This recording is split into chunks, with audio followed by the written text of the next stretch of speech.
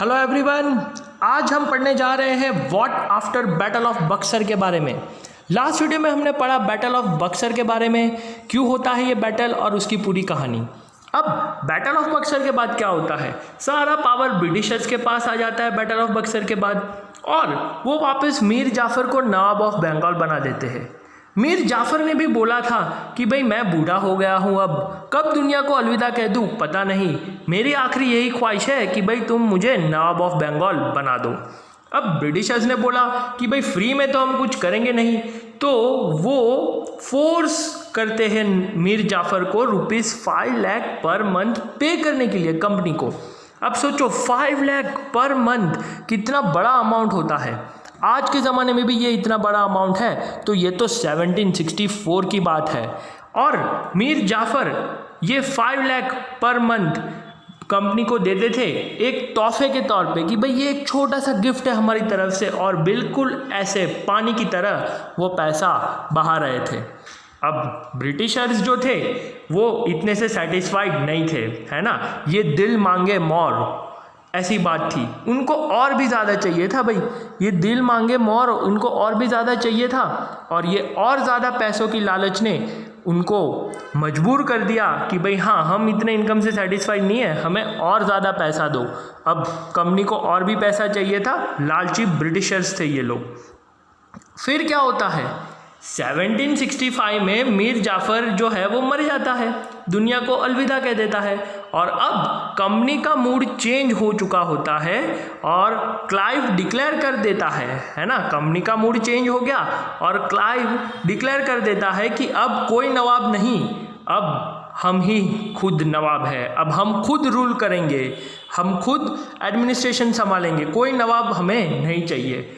और 1765 में मुगल एम्परर जो है वो कंपनी को दीवान बना देते हैं, किसका, बंगाल का, यानी कि सारे एडमिनिस्ट्रेटिव राइट्स जो है मुगल एम्परर किसको दे देते हैं, कंपनी को। अब कंपनी तो यही चाहती थी ना।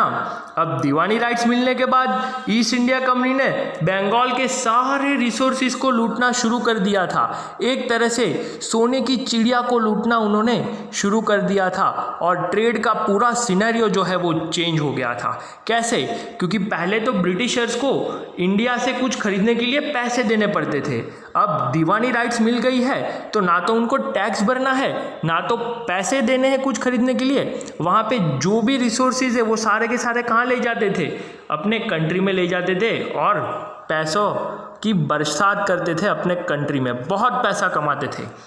अब इसके बाद होता क्या है भाई, इतना सारा पैसा कमाने के बाद क्या होता है, तो भाई कंपनी ऑफिशियल बिकम्स नबूब। नबूब मतलब क्या भाई, नबूब जो है ना वो एक इंग्लिश वर्जन है किसका, नवाब का, ठीक है। वो लोग नवाब बोल नहीं पाते थे तो उन्होंने नबूब बोलना सही समझा, तो ये एक इंग्लिश वर्जन है नवाब का, आप ऐसा समझ सकते हो, उन्हें नवाब बोलना नहीं आता था।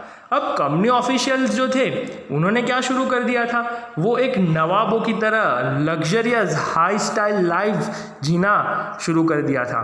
उन्होंने सोचा कि भाई अब हमने नवाब को हरा दिया है तो क्यों ना हम भी नवाबों वाली ज़िंदगी जिए, और हमें भी तो पता चले कि भाई आखिर ये नवाबों वाली ज़िंदगी क्या होती है। अब नवाबों वाली ज़िंदगी जीने के लिए बहुत सारा पैसा चाहिए होता है, तो उनके पास पैसा कहाँ से आता था। तो बैटल ऑफ प्लासी के बाद कंपनी ऑफिशियल जो थे उनको नवाब से बहुत सारे गिफ्ट और पैसे मिलते थे, बहुत सारे गिफ्ट और पैसे मिलते थे उनको। अब इन पैसों का उन्होंने आचार तो डालना नहीं था, वो लोग अपनी लग्जरियस लाइफ के पीछे ये पैसा खर्च करते थे। कंपनी ऑफिशियल्स जो आम आदमी बन के आए थे यहाँ पे, ठीक है, तो उन्होंने क्या बढ़ा दिया था, करप्शन बढ़ा दिया था, और सारे के सारे करप्टेड ऑफिशियल्स नहीं थे, कुछ ईमानदार भी थे।